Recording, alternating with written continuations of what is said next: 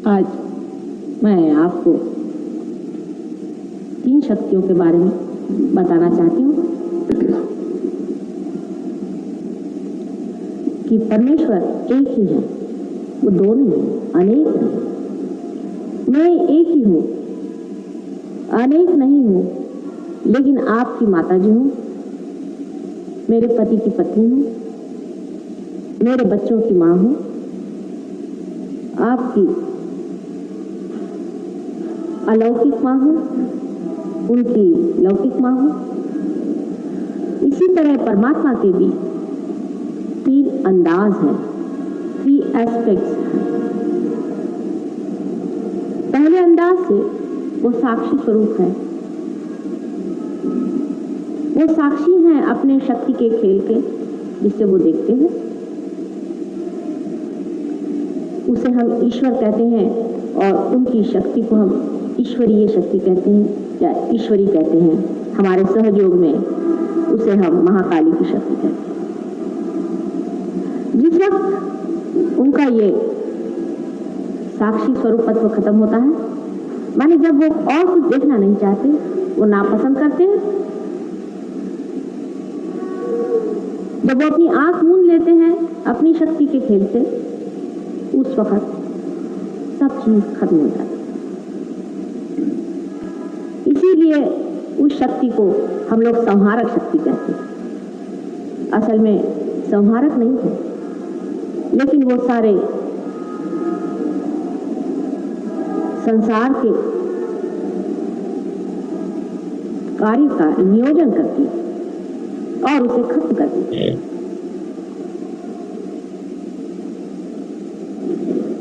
दूसरी शक्ति जो परमात्मा उपयोग में लाते हैं, वो है उनकी सृजनात्मक शक्ति, जिससे वो सारे संसार की रचना करते हैं। उसमें बड़े बड़े ग्रह तारे,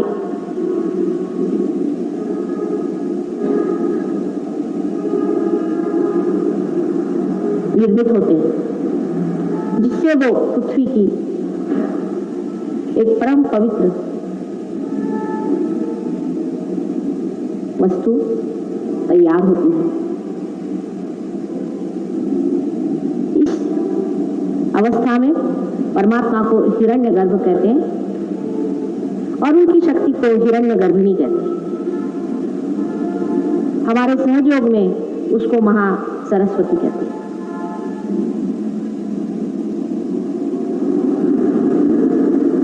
तीसरी परमात्मा की जो शक्ति है, वो विराट स्वरूप, विराट शक्ति है, जिस शक्ति के द्वारा संसार में जीव पैदा होते हैं, उनकी उत्क्रांति यानी इवोल्यूशन होता है।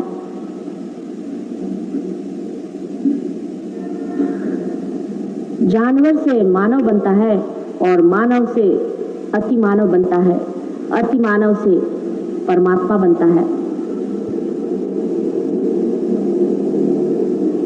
इस विराट शक्ति को सहयोग में हम लोग महालक्ष्मी कहते हैं।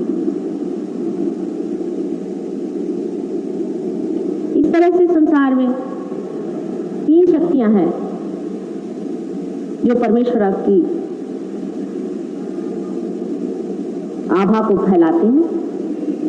पहली शक्ति जिसे ईश्वरी शक्ति कहना चाहिए, दूसरी हिरण्यगर्भिणी और तीसरी विराटांगना। सहयोग का कार्य जो है वो विराट का कार्य।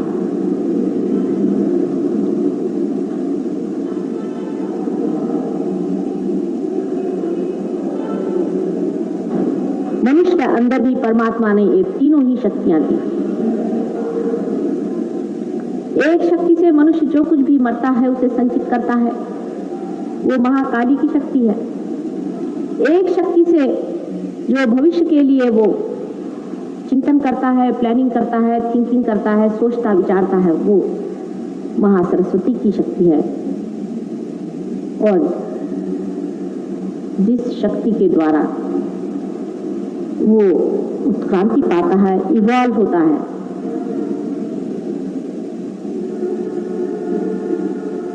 वो महालक्ष्मी की शक्ति।